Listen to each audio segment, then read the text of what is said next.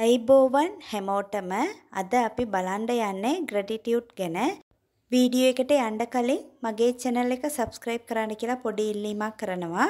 bell icon එකත් on කරලා තියාගන්න. එතකොට තමයි මම වීඩියෝ එකක් දාපු ගමන් ඔයාලට notification එක එන්නේ.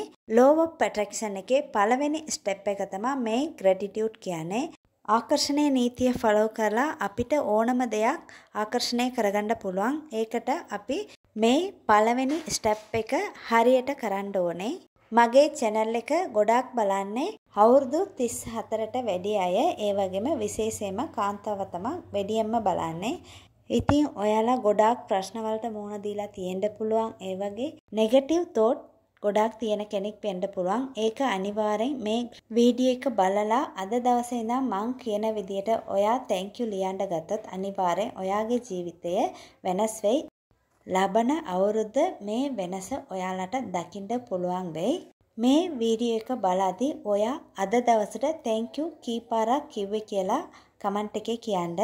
ස්තුති කියලා සිංහලෙන් කිව්වට කමක් නැහැ. ඉංග්‍රීසි වලින් කිව්වටත් කමක් නැහැ. දවසට මේ වචන ඔයා මොනතරම් පාවිච්චි කරනවද කියලා හිතලා බලන්න.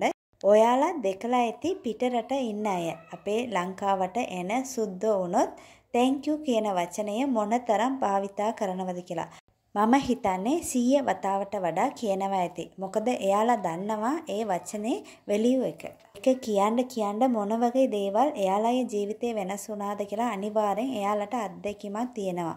මොකද ආකර්ෂණීය නීතිය ගැන ගොඩක් පොත් ලියවිලා තියෙන්නේ ඉංග්‍රීසි වලින්ම තමයි. The Secret කියන පොත කවුරුරි කියලා තියෙනවා නම් අනිවාර්යෙන් කමෙන්ට් එකේ කියන්න. මේක සිංහල PDF තියෙනවා. Google එකේ search කරලා අනිවාර්යෙන් කියන්න. මේක ඔයාගේ ජීවිතේට ලොකු වෙනසක් අරගෙන එයි. Gratitude will raise your vibration every time. මේක කියන්නේ ඔයාගේ vibration එක වැඩි කරන එක තමයි මේ gratitude කියන්නේ. Gratitude is the vitamin for the soul. මේක කියන්නේ අපි සාමාන්‍යයෙන් කෑම කන්නේ හොඳ දේවල් කෑවත් තමයි අපේ ශරීරය හොඳට තියෙන්නේ. ඒකට අනිවාර්යෙන් විටමින්ස් ඕනේ. ඒ වගේ අපේ සෝල් එකට විටමින් තමයි මේ gratitude කියන්නේ. මේක ඔයා පුරුද්දක් විදියට කරන්න පටන් ගත්තොත් අනිවාර්යෙන් ඔයාගේ ජීවිතය වෙනස් කරයි. දැන් අපේ රටේ අයට පුරුද්දක් තියෙනවා ගෙදර ඉන්න අයට thank you කියන්නේ. ඒ වගේම ගොඩාක් ළඟින් ආශ්‍රය කරන අයට thank you කියන්නේ නැහැ. නමුත් මේක ගොඩාක් වැරදි.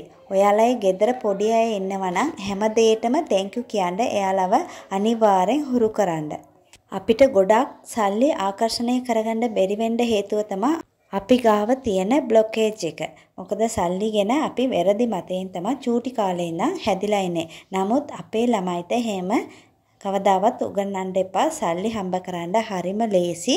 ගොඩක් සල්ලි හම්බ කරන්න ඕනේ කියලා තමයි කියලා දෙන්න ඕනේ. නමුත් අපිට කියලා දුන්නේ සල්ලි හම්බ කරන්න හරිම අමාරුයි. ගොඩක් ඉගෙන ගන්න ඕනේ. මහන්සි වෙලා වැඩ කරන්න ඕනේ.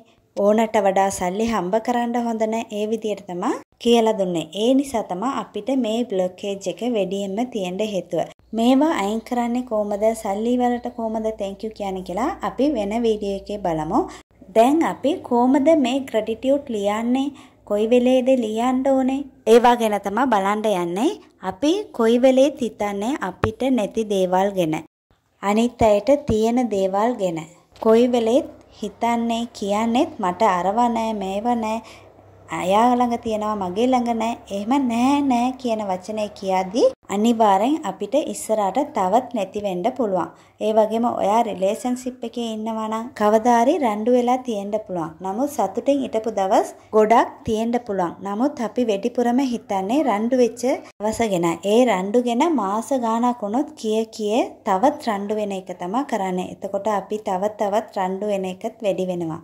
ඉතින් ඔයාගේ ජීවිතය ලස්සන කරන පුරුද්දක් තමයි මේ ස්තුති ලියන එක.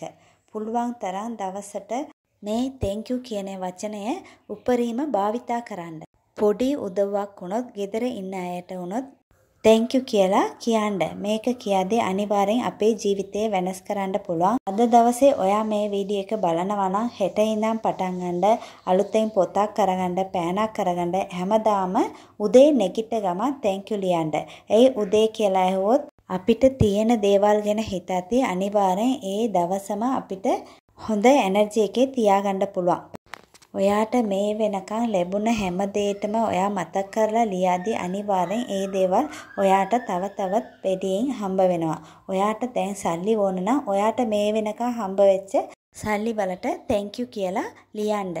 අවුරුදු ගානට කලින් ඔයාට රුපියල් 100ක් හරි කවුරු හරි දීලා උදව් කරලා තියෙන්න පුළුවන්. ඒකත් මතක් කරලා අනිවාර්යෙන් thank you කියලා ලියන්න.